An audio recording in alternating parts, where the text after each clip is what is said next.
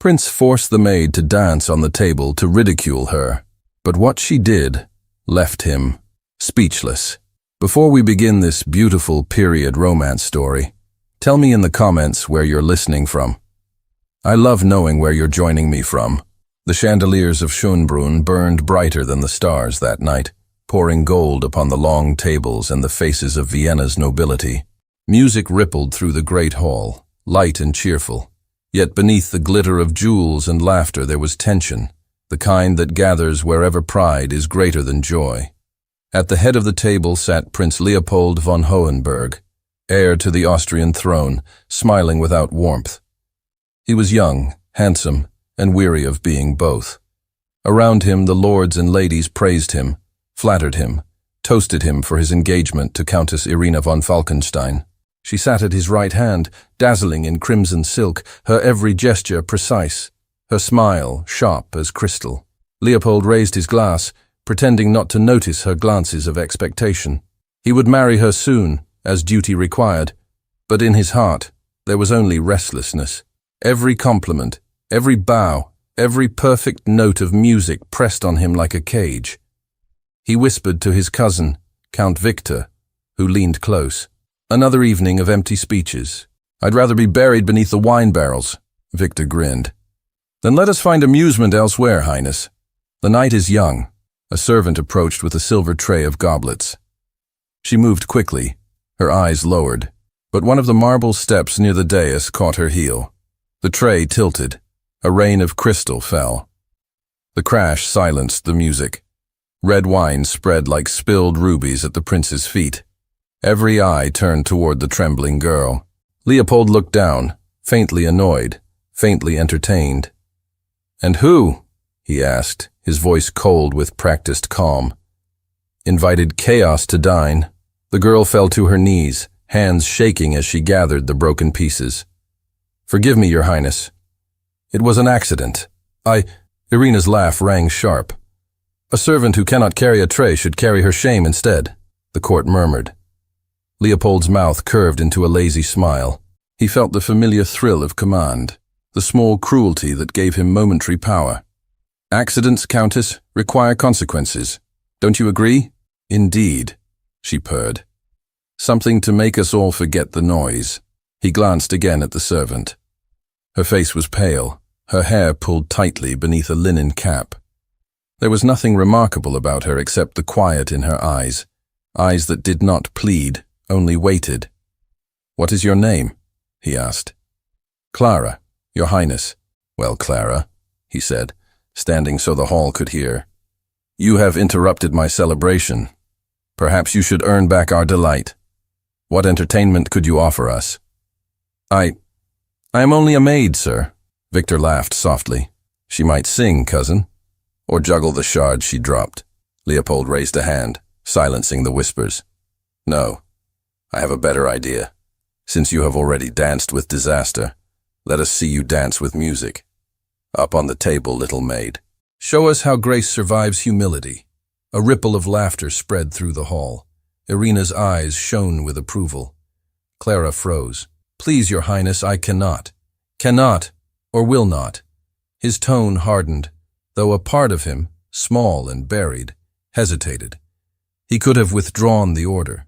He could have laughed and dismissed her, but the eyes around him demanded a performance, and he obeyed their hunger.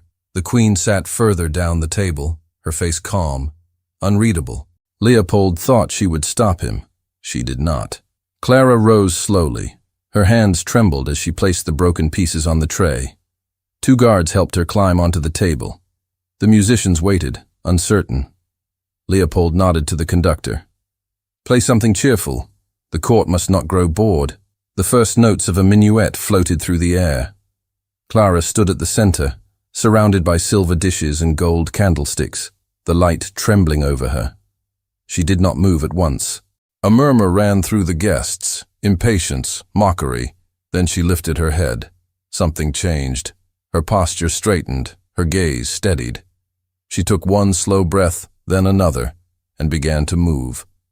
The laughter faltered. Her steps followed the rhythm not awkwardly, but with a precision born of knowledge. Each turn flowed into the next, her arms curved like music itself. It was not the dance of a servant imitating her betters.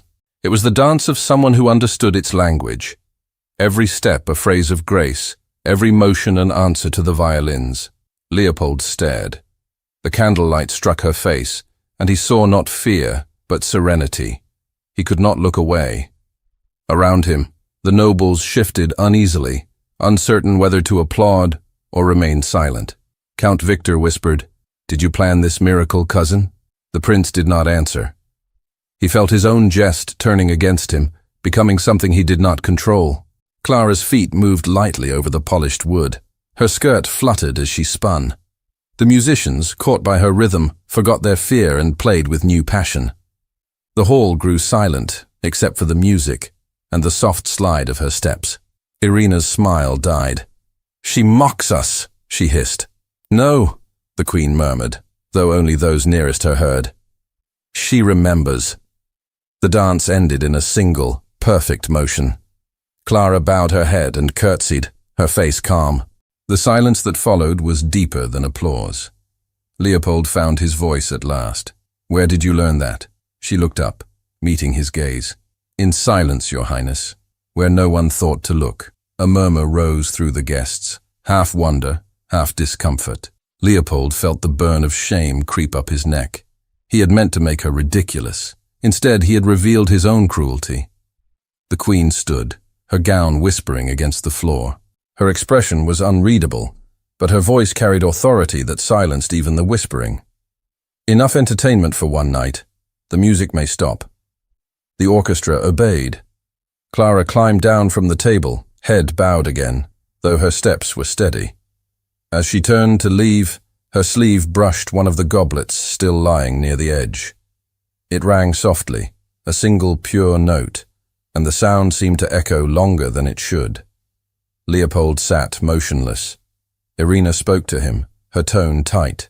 "You have indulged this nonsense long enough. Dismiss her before the court forgets its place." But the prince could not speak. The girl's dance replayed in his mind, each movement, each look of quiet strength. He realized that for the first time in his life, he had been silenced not by authority, but by grace. Victor leaned closer. "You look as though you've seen a ghost." "Perhaps I have," Leopold murmured.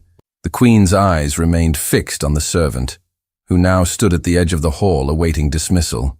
There was something in her face, a memory half-formed, a familiarity she could not explain. The court began to stir, uncertain whether to laugh or to pretend admiration. The silence became unbearable. Someone dropped a spoon. The sound rang like a bell. Finally, the queen stepped forward, her voice clear enough to reach every corner of the hall. "Child," she said, "that dance you performed, who taught it to you?" The question froze the air. Every head turned toward Clara, and even the prince's breath caught as the words echoed beneath the chandeliers. Morning came softly over Vienna, touching Schönbrunn with pale light that could not erase the whispers born of the previous night. The banquet had ended in confusion. No one could decide whether it had been a triumph or a scandal. Servants repeated the story in corridors, embellishing details until it sounded like legend. Some said the maid had bewitched the prince. Others swore she was an impostor. And through all the rumor ran one clear question: who had taught a kitchen girl to dance like that? In the queen's chambers, calm reigned only in appearance. Queen Amalia sat at her writing desk, reading reports that no longer interested her. Her thoughts circled the girl from the banquet, the look of quiet pride in her eyes. The queen had seen that expression once before, long ago, in another face. When the door opened, she looked up sharply. Her lady-in-waiting entered with a bow. "Your Majesty, the maid from last night awaits outside. She expects dismissal." "Let her in," said the queen. Clara entered, her hands folded tightly before her apron. The morning light made her look even paler, but her eyes were steady. "Your Majesty sent for me." The queen studied her a long moment. "They tell me you were in the kitchens for over a year, and yet not once did anyone notice your talent. How does that happen?" "I had no reason to show it," Clara answered quietly. "A servant's grace is in silence. You danced a court dance, child. Not a peasant reel. Where did you learn it? Clara hesitated. My mother taught me before she died. The Queen's fingers tightened on the armrest. Your mother's name? Anna Weiss. The name struck like a chord from memory, faint but resonant. The Queen nodded slowly. Return to your duties for now. You will serve in my household instead of the kitchens. Report to the head chamberlain. Clara blinked, surprised. Your Majesty, I thought I was to be dismissed. I decide who is dismissed, the Queen said gently. Go, and speak of last night to no one. When the door closed, the Queen leaned back, her thoughts spinning. Anna Weiss. The name belonged to another world, one she had tried to forget. She rose abruptly and called for her chamberlain. Fetch me the old family records. The year 1768. The matter of Baron von Weiss. In the same hour, Countess Irina stalked through the royal garden like a storm. She found Leopold there, pacing near the fountain. His face was drawn, sleepless. So it is true, she said sharply. You made that kitchen girl the talk of Vienna. He sighed. Spare me, Irina. I am already drowning in their gossip. You have humiliated me before the court, she continued. You turned a feast of our betrothal into a circus for your amusement. He turned toward her. My amusement? That was not amusement, Irina. It was madness, and I wish I could undo it. Undo it? You think regret will cleanse scandal? Her voice trembled with anger. Dismiss her. Send her away before she infects your reputation. Leopold's tone softened. It was I who erred, not she. Irina stared at him, astonished. You defend her? I defend decency, he said. Something I forgot last night. She drew herself up. If you will not act, I shall speak to your mother. She will not protect a servant. Leopold watched her leave. He felt trapped between shame and curiosity. The image of Clara's dance haunted him, her calm defiance burning brighter in memory. He tried to return to his duties, but her face followed him through every corridor. Later that day, he crossed paths with her by chance in the gallery overlooking the gardens. She carried a basket of linens and moved quickly, hoping to avoid him. He stepped into her path. Wait, he said. Clara. She stopped, eyes lowered. Your Highness, I owe you an apology. There is no need. There is, he insisted. I wronged you before everyone. I cannot rest until... She interrupted softly. Princes do not apologize to servants. Then let me be something less than a prince for a moment, he said. Her eyes lifted. For an instant, he saw not fear, but pity. If you wish to be less than a prince, then learn silence as servants do, she said quietly, and walked away. Leopold stood motionless, her words echoing through him like music. Silence as servants do. He realized he had never known silence in all his life. In the Queen's study, the chamberlain returned with a bundle of old documents. The Queen opened them one by one, reading quickly. The name Weiss appeared again and again. Baron Heinrich von Weiss, a loyal officer, accused of aiding a conspiracy 15 years ago. His property seized, his family vanished. No trial, only disappearance. The Queen remembered the night clearly now. The fear, the secrecy, the order given to protect a child with eyes the color of morning frost. She closed the folder and pressed her hand to her brow. Heinrich, what have we done? She murmured. And what became of your child? Evening fell, and Schönbrunn glowed once more with candlelight, though quieter than before. In the servants' hall, gossip flared again. Clara ignored it, folding linen, her mind distant. One of the maids, Greta, whispered, They say the Queen saved you. She must like your dance. Clara shook her head. The Queen owes me nothing. But the Countess, she's furious. She says you'll be sent away. Let her be furious, Clara said. I have work. But even as she spoke, the door opened and the Queen's messenger entered. Clara Weiss, he announced. Her Majesty requests your presence. The servants fell silent as she followed him through the corridors, her heart thudding. The Queen awaited her in the private library, a single candle burning beside stacks of documents. Come here, the Queen said. Do you know this man? She held out an old miniature portrait of a gentleman in military uniform. Clara studied it. No, Majesty. I have never seen him. He is Baron Heinrich von Weiss, the last to bear your name before you. My father was a farmer, Clara said slowly. Was he? The Queen's voice softened. Child, where were you born? Clara hesitated. I do not know. My mother never spoke of it. We moved often, hiding from debt, she said. The Queen leaned back, studying her. Debt or danger? Perhaps both. Clara looked bewildered. Why does my name matter, Your Majesty? Because, the Queen murmured half to herself, it may matter to the throne. She waved her hand gently. Go, continue your duties, but tell no one of this conversation. As Clara left, confusion clouded her mind. She returned to her small room and sat by the narrow window. The city lights shone beyond the palace gardens. She tried to recall her earliest memory, but there was only her mother's voice singing softly, and a rhythm, like steps, like music. Days passed. The Queen's favor toward her became a subject of open talk. Nobles eyed her when she entered the hall. Servants curtsied too quickly, fearful or jealous. Clara endured it silently, focusing on her work. Yet sometimes, as she crossed the corridors, she felt the prince's gaze upon her, unspoken, distant. One afternoon, while carrying a tray of letters to the library, she nearly collided with him at the doorway. He caught her arm to steady her. Forgive me, he said. She drew back at once. Your Highness. You avoid me, he said quietly. Am I so frightening? No, sir, but talk follows me enough without your help. He gave a short laugh. Then let us make the gossips mad. Walk with me in the garden. She stared at him. That would be improper. Everything I do is improper lately. Come. Against her better judgment, she followed him. They walked between the trimmed hedges in silence until he spoke again. I cannot forget that night. Neither can I, she replied. I thought I was mocking you, he said. But you mocked me instead, though kindly. You showed me what dignity is. I showed you nothing, she said. You chose to see. He smiled faintly. Then perhaps I am learning.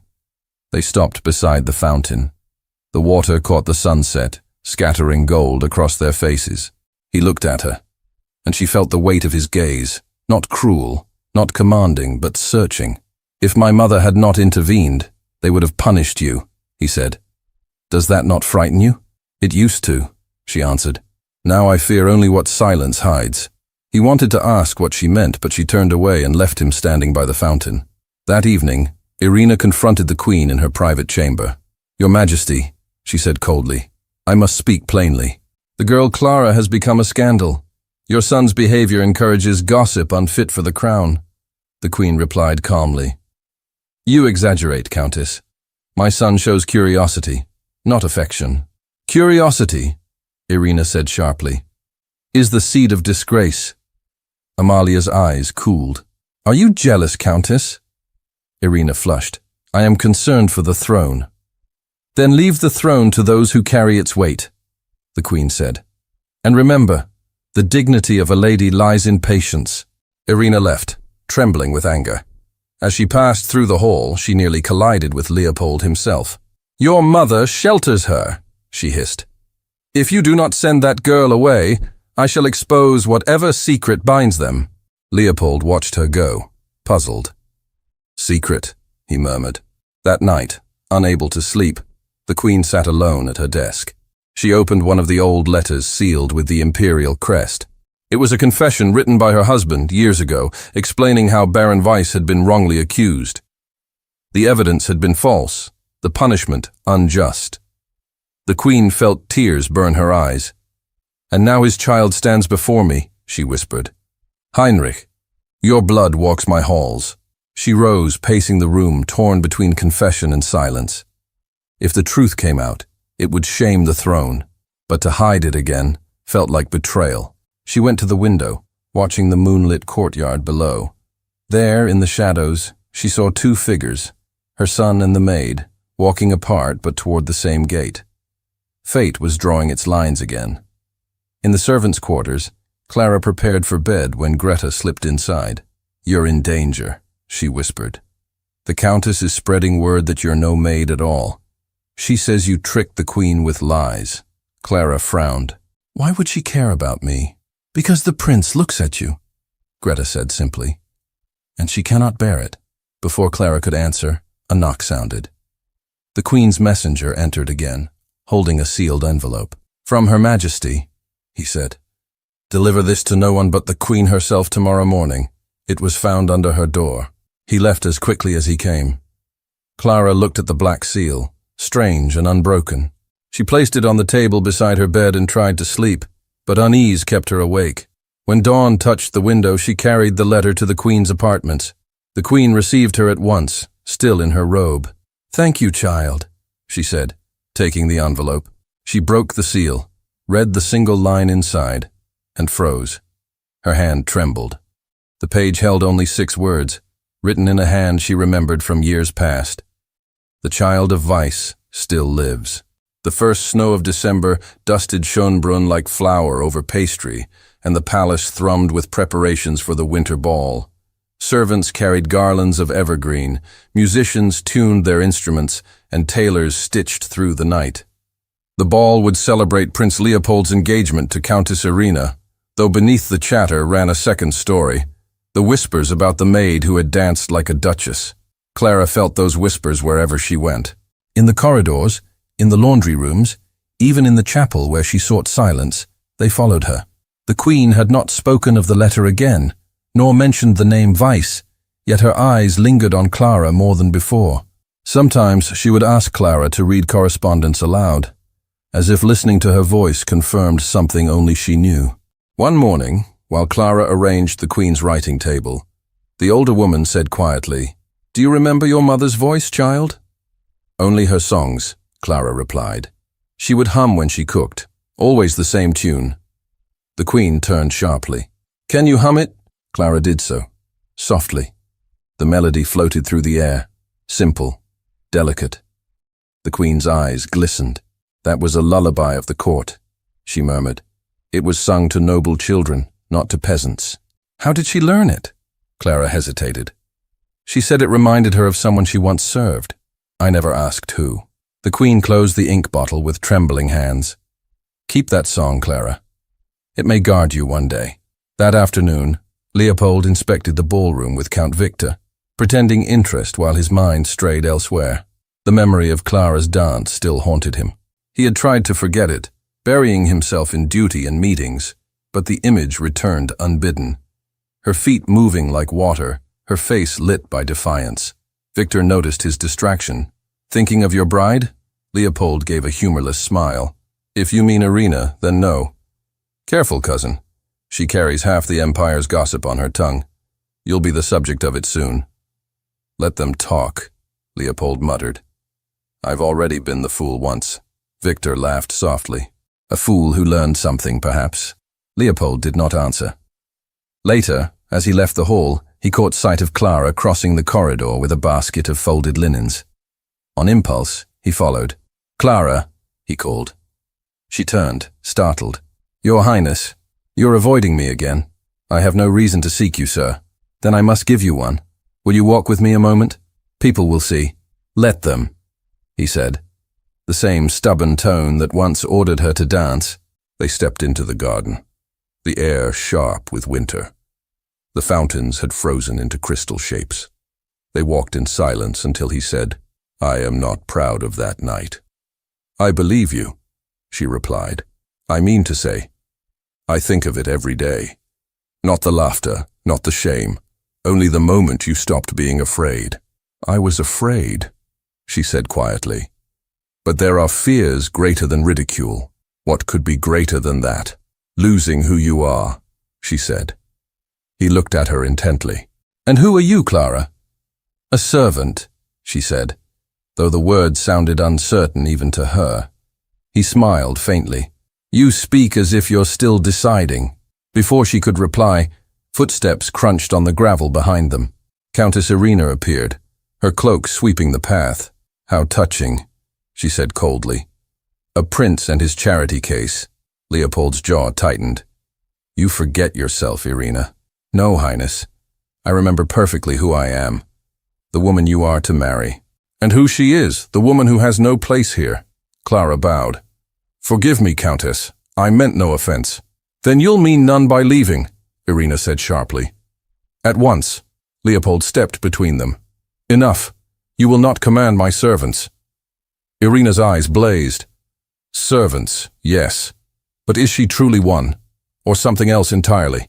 I've heard strange things about her name, her manners, her silence. What are you hiding, Leopold? Be careful, he warned. I am careful, she said. And if you will not protect your family's honor, I will. She swept away, her footsteps fading through the snow. Clara looked at him anxiously. You should not have defended me. Why not? Because she will hate me more for it. She already does, he said simply. Let her hate. It will teach her that cruelty is not power. But Clara knew Irina's hatred would not rest. The Countess was too proud, too clever to let humiliation pass unpunished. Days later, while arranging decorations for the ball, Clara overheard two maids whispering. The Countess has spies, one said. She sent them to the city to find out where that girl came from. Clara's hands froze around a ribbon. She forced herself to continue working. If Irina sought her past, she might uncover more than rumor. And what if the Queen's silence meant the truth was dangerous? That evening, the Queen summoned her again. Child, I have something to tell you, she began, but stopped when the Chamberlain entered. He bowed low. Your Majesty, the Countess requests your presence regarding tomorrow's ceremony. The Queen sighed. We shall speak later, she said to Clara. Until then, stay near me. Do you understand? Clara nodded, though unease tightened her chest. The next day, the palace brimmed with carriages, candles, perfume, and gossip. The winter ball had arrived. Clara worked among the servants, setting goblets and arranging flowers, while nobles arrived in a cascade of silk and jewels. The orchestra tuned. The scent of wax and roses filled the air. From the balcony, Leopold watched the guests. Irina stood beside him, radiant but tense. Smile, she whispered. They must see us happy. He smiled mechanically. Happiness can be an illusion, Countess. It is one we must sell, she said. When the Queen entered, the hall bowed. Clara followed a few paces behind, carrying her fan and gloves. The Queen's eyes brushed hers briefly, a silent reassurance. The first courses were served. The musicians began to play, and conversation flowed. But beneath the polite laughter, rumor simmered. More than one noble leaned toward another to whisper of the maid who had dared to dance weeks before. Some claimed she had noble blood. Others called her a witch. Countess Irina enjoyed every whisper she could control. She had planned her moment carefully. When the orchestra paused before the first waltz, she stood. Your Highness, she said sweetly, perhaps it would please the court if we repeated the entertainment of your last banquet. Shall your maid perform again? A murmur rose. The Queen's expression darkened. Leopold answered evenly, the court needs no mockery tonight. But it loves spectacle, Irina pressed. And your servant has already shown herself quite skilled. Why not give us another display? Clara's face flushed. She stepped back, wishing the floor would swallow her. Leopold's voice cut through the tension. If there must be a dance, Countess, I shall choose my partner. Irina laughed. Then choose. The court is waiting. He turned slowly, his gaze finding Clara among the servants. She froze as he descended the steps toward her. Murmurs rippled through the hall. He stopped before her, extended his hand, and said clearly, Dance with me. Gasps echoed against the gilded ceiling. The musicians looked to the Queen, who neither nodded nor shook her head. Irina's face drained of color. Clara whispered, Your Highness, I cannot. You can, he said softly. For once, let the truth move instead of silence. The Queen's eyes met Clara's, calm, commanding. Clara took a breath, set down the fan, and placed her hand in his. Together they walked to the center of the hall. The conductor hesitated, then raised his bow. The waltz began, slow and tentative. Leopold guided her gently. At first her steps faltered, uncertain under so many eyes. Then the music lifted her. The rhythm returned like memory, graceful and sure. Around them, nobles whispered in disbelief. The queen's gaze softened, with something close to pride. As they turned through the dance, Leopold said under his breath, "Whatever they see, I see only you." "Do not say such things," she murmured. "Why not?" "Because they will destroy you for it." "Then let them try," he said. The waltz quickened. The hall dissolved into music. For those few minutes, rank and fear vanished. When the final note fell, they stopped. Silence followed, heavier than applause. Then came a slow clap from Irina. "Marvelous," she said coldly.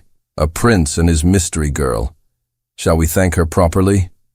Leopold released Clara's hand. "Enough." "No, Highness.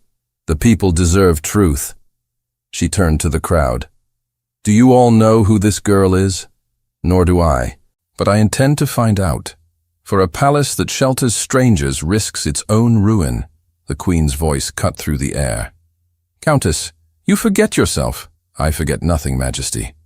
I protect what you seem determined to endanger." Gasps spread. Leopold's hands clenched at his sides. "You speak treason against your own court," he said. "I speak warning," she replied. "Ask her where she was born. Ask her who her father was. Ask her why she carries the name Vice." The queen rose. "Enough, Irina." But Irina's triumph glimmered in her eyes. "If she is innocent, she will answer." Clara stood silent, pale as the snow outside. Her lips parted, but no words came. The queen stepped forward. "You will have your answer soon, Countess." Irina smiled thinly. "I shall look forward to it." The queen turned to the guests. "The dance is ended. You will remember this night for its music, not its malice." The orchestra resumed hesitantly, but conversation had shifted from laughter to speculation. Clara bowed her head and slipped away through the side door, her heart pounding. Leopold followed minutes later, finding her in the corridor outside the ballroom. "You should not have left alone," he said. "I could not breathe in there," she whispered. He reached for her hand, then stopped himself. "My mother will protect you." "And who will protect her?" Clara asked. "The Countess has power. Power without honor is weakness," he said. "We will face her together." She shook her head. "No, Highness. I must face my own past before anyone else does." Before he could answer, a servant approached and bowed. "Your Majesty requests your presence, Highness, both of you."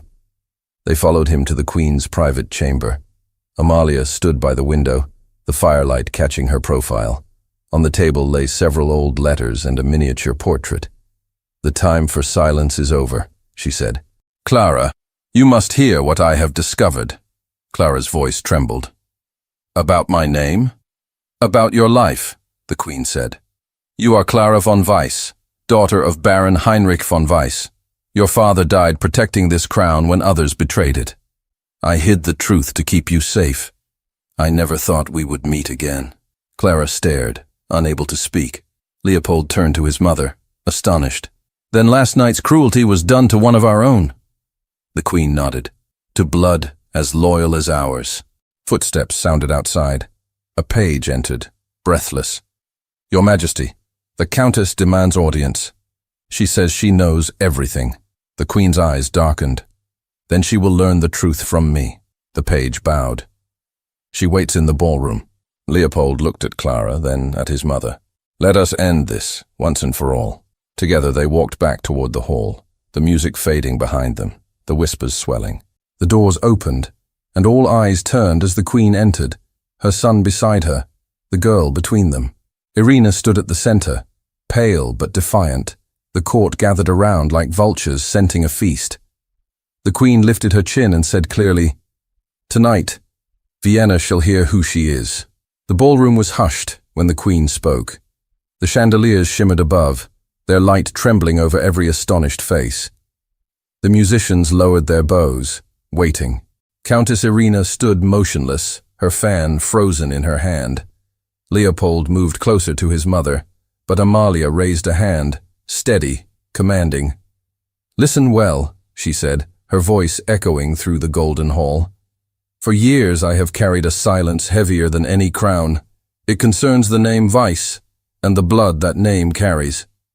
Clara stood beside her, pale, her eyes on the floor. The crowd shifted uneasily, curiosity sharpening into awe. Baron Heinrich von Weiss, the Queen continued, was once among the bravest defenders of this realm. He and his family paid the price for another's treachery. He died falsely accused of conspiracy, while those truly guilty walked free. To protect his only child from vengeance, I hid her. I entrusted her to loyal hands, far from court, with a new name and no past. A collective murmur swept the room. Irina's lips parted in disbelief. Leopold's eyes widened, then softened as he turned toward Clara. The Queen's gaze moved across the nobles like judgment itself. That child stands before you now. Clara Weiss is no servant. She is the rightful daughter of Baron Heinrich von Weiss, heir to a name that deserves restoration and respect. Gasps rippled through the hall. Some nobles crossed themselves, others stared as if they beheld a ghost. Irina's voice broke through the silence, sharp and incredulous. You expect us to believe this story? A hidden noble child in a kitchen apron? Convenient. The Queen's tone cut like glass. Believe what you wish, Countess. The proof rests in the royal archives and in my own hand. The portrait, the records, the seal. All confirm what I say. She motioned to a page who stepped forward bearing a small wooden box. The Queen opened it, revealing the miniature portrait of a man with the same calm eyes as Clara. Irina's face lost its color. Still, she forced a laugh. Then she deceived us all, playing at humility while plotting her return. Clara looked up, her voice steady, though her hands trembled. I deceived no one. I never knew who I was until this night. My mother told me only that silence kept us safe. Her words rang clear, without bitterness. The court listened, spellbound. Leopold stepped forward, facing the crowd, and it was I who broke that silence with cruelty. I who mocked her before you all. I stand guilty of the greater shame. The nobles murmured, shifting in discomfort. No prince had ever spoken so humbly before them. Irina's fan snapped shut. You humiliate yourself for her? For truth, he said. The Queen turned to her son. Leopold, what would you do, knowing who she is now? He met her eyes. What my heart already decided, long before I knew her name. Irina gave a small, sharp laugh. Then the farce is complete. A prince will wed a laundress with noble ancestors lost in dust. Enough, the Queen said, her voice rising.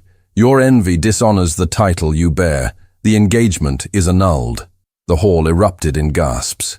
Irina's hand flew to her throat. Annulled? You cannot. I can, and I do, the Queen replied. You will leave Vienna within the week. Irina looked around for support, but found none. Faces that had once smiled at her now turned away. Her voice cracked.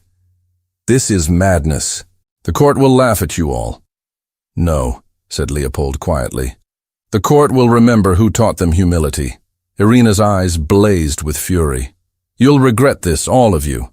She turned sharply and swept from the hall, her crimson gown trailing behind like a flame fading into shadow.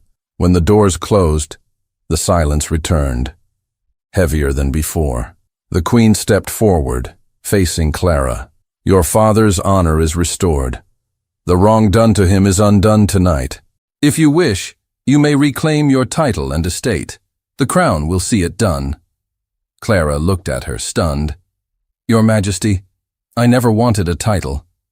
I only wanted to belong where I could do no harm. You have done none, said the Queen softly. You have reminded us what nobility truly means. Leopold took a hesitant step toward her. Clara, forgive me, for the dance, for the pride, for everything I was before you. She looked at him with tears gathering in her eyes. There is nothing to forgive. We both learned what we needed to learn. Still, he said, his voice breaking, I cannot live another day without your pardon. She smiled faintly. Then you have it. The Queen watched them quietly, emotion glistening in her gaze. You both have walked through humiliation and found grace. Perhaps that is the true inheritance of the Weiss blood and of the crown. The orchestra began to play again, softly, as if uncertain whether the night could still hold music. The Queen turned to the guests. "The celebration continues. Let us honor truth rather than pretense." One by one, the courtiers bowed. The tension dissolved into cautious applause. Servants hurried to refill glasses. Yet the air had changed.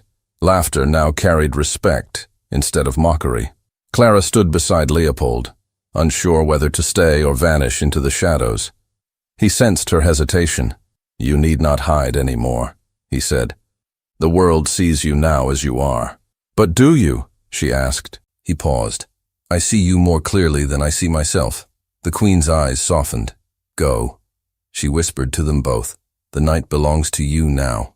They stepped away from the crowd, through the open balcony doors where the winter air met candlelight.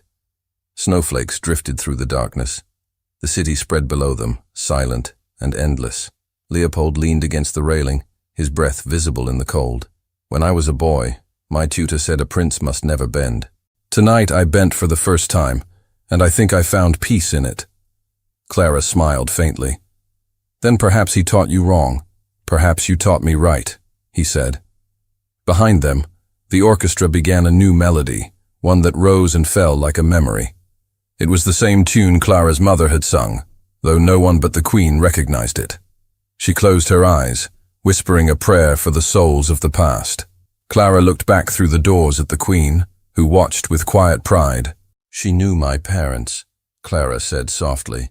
"I saw it in her face." "She hid you to save you," Leopold replied, "and in saving you, she saved me."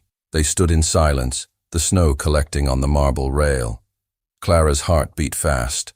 The hall behind them filled again with laughter, softer now, warmer. The Queen approached once more, her cloak wrapped against the cold. "There is one thing left to do," she said. "Tomorrow the court will record your restoration. After that, your future is your own." Clara nodded, still dazed. "Your Majesty, I owe you everything." "You owe me nothing," said the Queen. "But you owe your father the life he would have wanted for you. Live it with courage." She turned to her son. "And you, remember that compassion rules longer than fear." He bowed his head. "I will try, Mother." "Do more than try," she said gently. "Do better." The Queen returned to the ballroom, leaving them in the quiet winter air. The music swelled, filling the palace with renewed joy. Clara looked at Leopold. "I should thank you, though I don't know how." "Then don't," he said. "Just don't disappear again." She laughed softly. "That depends on whether you give me reason to stay." He smiled, his breath misting in the cold. "Then I'll find one." The church bells of Vienna rang faintly in the distance, marking midnight. Inside, servants relit the candles, guests began to dance again, and laughter echoed where shame had once lingered. Leopold extended his hand, a gesture both formal and tender. "Will you dance again, Clara von Weiss? Not on a table, but on your own ground this time." She hesitated only a heartbeat before taking his hand. "If you promise not to make a spectacle of it." "I promise," he said. They stepped back into the ballroom, where the floor gleamed under the chandeliers. The Queen watched from her chair, smiling as they joined the waltz. The crowd parted instinctively, allowing them space. The music carried them in sweeping turns. Every movement spoke of forgiveness, of beginnings instead of endings. The same court that once mocked now watched in reverence. For a moment, all difference vanished. Only the rhythm remained. When the last note faded, applause erupted, sincere and thunderous. Clara curtsied, and Leopold bowed beside her. They exchanged a look filled with quiet understanding. The Queen rose, her voice calm but full of warmth. "Let the record show that tonight justice was done and mercy triumphed where cruelty once stood. Let the past rest." A cheer followed, echoing through the palace corridors and spilling out into the snowy night. The ball continued until dawn. But when the candles burned low and the guests drifted away, the Queen, the Prince, and Clara remained in the hall, speaking softly of what would come next. Plans for restoration, for peace, for a life no longer hidden. When the first light touched the windows, the Queen smiled. "It is finished. Let tomorrow begin." And as the music faded and the palace settled into silence, Only one thought filled the hearts of those who had witnessed the night's miracle. That love, once buried in shame, had been born again in grace. Dawn came gently over Schönbrunn, painting the marble corridors in gold. The palace, after the storm of the previous night, breathed quietly. Servants moved softly, as if afraid to break the fragile calm. The great ballroom still smelled of roses and candle smoke. Only a few wilted petals on the floor gave any sign of the spectacle that had changed everything. Clara stood by the fountain in the palace gardens, her cloak wrapped tightly around her shoulders. The snow had begun to melt, and thin streams ran between the stones. She gazed at the water's surface, still unsure if the night before had been real. She touched the edge of her sleeve, half expecting to find it coarse with kitchen ash again instead of soft silk. She heard the crunch of footsteps behind her. She did not need to turn to know who it was. "You found me," she said quietly. Leopold's voice was gentle. "I would have searched the whole palace if I had to." She turned then, meeting his eyes. He looked different. No longer the restless prince who had mocked her, but a man stripped of pride, uncertain yet steady. "You should be with the queen," she said. "The court will need you today. There will be questions. Let them ask," he replied. "For once I have answers." She smiled faintly. "And what answer will you give when they ask what you intend to do with me?" He moved closer, his breath visible in the morning air. "Tell them I intend to ask for forgiveness, and if heaven allows, for love." Her eyes softened. "Forgiveness you already have. Love, I am not sure it belongs to princes. It belongs to those who earn it," he said, "and I would spend the rest of my life earning it from you." The garden was silent except for the sound of the fountain. A ray of sunlight caught the frost on the marble, scattering tiny sparks of light around them. Clara lowered her eyes, torn between joy and disbelief. "You think words can wash away what you did?" she asked quietly. "No," he said, "but perhaps actions can." He removed his gloves and took her hand carefully, as if afraid she might vanish. "You said once that silence keeps servants safe. I believed in silence too. Silence that protects pride, that hides truth. I don't want it anymore." Her hand trembled in his. "And what will you do without it?" "Speak," he said simply, "even if the whole world listens." She looked at him for a long time. Then very softly she said, "Then speak now, before the world wakes." He drew a breath. "Clara von Weiss, you changed me more than the crown ever could. You made me see what honor means, what humility is. You turned my shame into hope.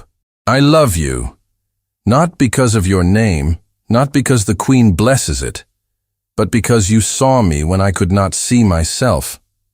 Tears welled in her eyes. "You are not the man who humiliated me anymore." "I hope not," he said, "but I am still the man who needs you." She shook her head, smiling through tears. "You are very bold." "Only with you," he said. The church bells of Vienna began to ring in the distance, the sound carrying across the gardens. Clara lifted her head. "Do you hear that? It sounds like forgiveness," he murmured. "Perhaps," she said, her voice breaking into a small laugh, "or perhaps it is the city gossiping about us again." He laughed too, and the sound broke the last of the tension between them. "Let them talk. Let them say the prince fell in love with the maid who danced. You should not call me that anymore." "Then what shall I call you?" She hesitated, her cheeks warming. "Just Clara. It is the name my mother gave me before I belonged to anyone else." "Then I will call you Clara," he said, "and you will call me nothing at all if it means you'll stay." Before she could answer, the queen appeared at the far end of the path, her cloak sweeping over the stones. Her smile was calm, knowing. "I thought I would find you both here," she said. "The council has gathered. They await your decision, Leopold." He turned to her, still holding Clara's hand. "Then they shall have it. I will not marry Countess Irina or any woman chosen for alliance. My choice is before you." The queen's eyes softened. "You are certain?" "With all that I am." She looked at Clara, her expression kind. "And you, child? You have lived too long by others' choices. Will you make one of your own now?" Clara's heart raced. She looked at the queen, then at Leopold. "I would choose peace, And wherever he is, I find it. The queen nodded, understanding.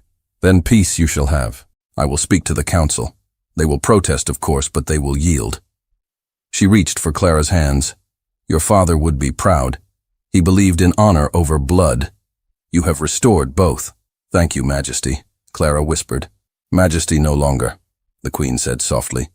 Call me Amalia, just once. Clara smiled. Then thank you, Amalia. The queen's eyes shone, and she turned away before emotion betrayed her composure. The ceremony will be arranged at dawn tomorrow in the garden chapel. Simple, quiet, and worthy of you both. When she left, silence returned. Clara looked at Leopold, startled. Tomorrow? Too soon? He teased gently. She laughed. Too soon, too certain, too. Everything. He took her hand again, more firmly this time. I've wasted too much of my life waiting to be certain. You're the first thing I've ever been sure of. The day passed in a blur. Word of the queen's announcement spread quickly through the palace. Some courtiers whispered in shock. Others smiled secretly, happy to see pride defeated by grace. Servants polished silver and tied ribbons, not daring to gossip aloud. That night, Clara sat in her chamber, staring at her reflection. The queen's maid entered quietly, carrying a gown of pale blue satin. Her Majesty says you must wear this tomorrow. Clara touched the fabric, speechless. It's too fine for me. It's just fine for a bride, the maid said with a grin. Bride, Clara repeated, the word tasting strange and beautiful on her tongue. She lay awake long after midnight, listening to the faint strains of music drifting from the ballroom, where the guests still celebrated. She thought of her mother, of the nights spent hiding from fear, of the dance that had changed her life. And somewhere between memory and hope, she fell asleep smiling. The morning came bright and clear, as if the heavens themselves had decided to bless the day. The garden chapel behind Schönbrunn was small, built of pale stone and ivy. Snow sparkled along the path, but the air was gentle. Leopold waited by the altar in a plain uniform, no crown, no medals. Only the look of a man who had found something worth bowing to. The queen stood near him, surrounded by a few witnesses and the priest. When Clara appeared, the garden seemed to pause. The light caught in her hair, and the soft blue of her gown moved like the sky itself. The queen drew a quiet breath. Leopold forgot the air in his lungs. She walked toward him slowly, her steps steady. When she reached him, he whispered, "You are unreal." She smiled. "And yet you still made me climb a table." He laughed softly. "If I could take that back." "You already have," she said. The ceremony began. The priest's words were simple, almost forgotten in the quiet between them. When the time came for vows, Leopold took her hands and spoke first. "I once thought a crown was the measure of a man," he said. "But I was wrong. It is measured by whom he bows to. I bow to you, Clara, not because of your birth, but because you taught me how to stand." Tears slipped down her cheeks. She answered, "And I once thought freedom meant being unseen, but you saw me. Even when I wished to disappear, you gave me courage to be known." The priest blessed them, and the queen smiled through her tears. The small crowd murmured with joy as Leopold lifted Clara's hands to his lips. The bells of Vienna began to ring again, louder this time, carrying across the snow. Afterward, they walked through the gardens as husband and wife. The queen followed a few steps behind, letting them move ahead. The city stretched before them in pale morning light. "Does it feel real?" he asked. She nodded. "It feels like a story that finally decided to end well.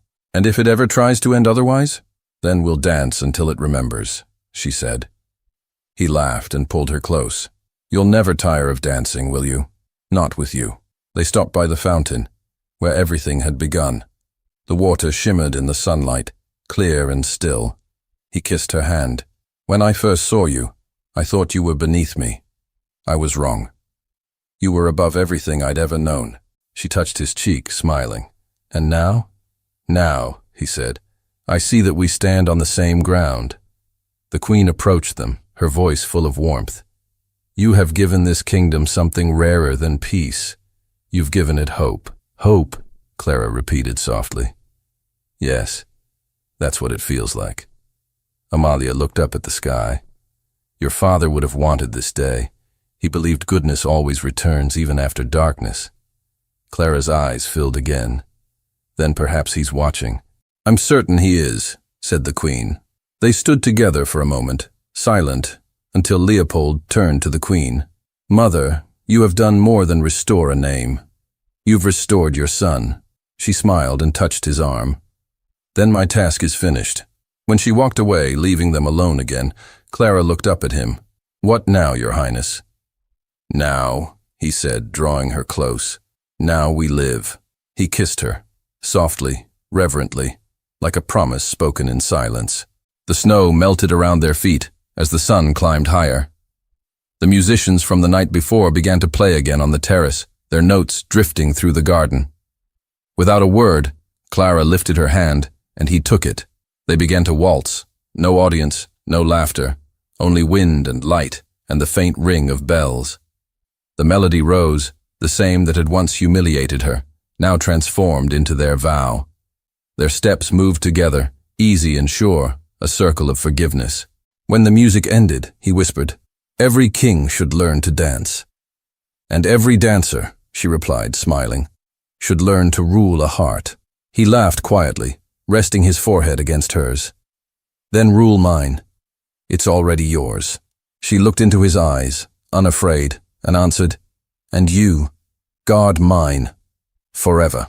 The bells rang one last time, bright and clear over Vienna. The wind carried the sound through the city, across the river, and into the sky, where the clouds parted for sunlight.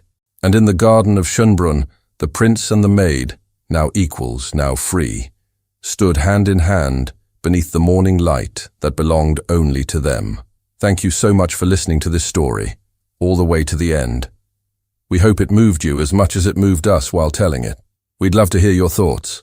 Leave us a comment telling us where you're listening from and what you liked the most. Rate this story from 0 to 10. What score would you give it? If you enjoyed this story, don't forget to subscribe to the channel and leave a like as a show of support. That really motivates us to keep creating and sharing more stories full of emotion and life lessons. And before we go, we want to remind you that an exciting and heartwarming story recommendation will appear on the final screen. If you'd like to enjoy it, just click on the video. Thank you once again for being here, and we'll see you in the next story.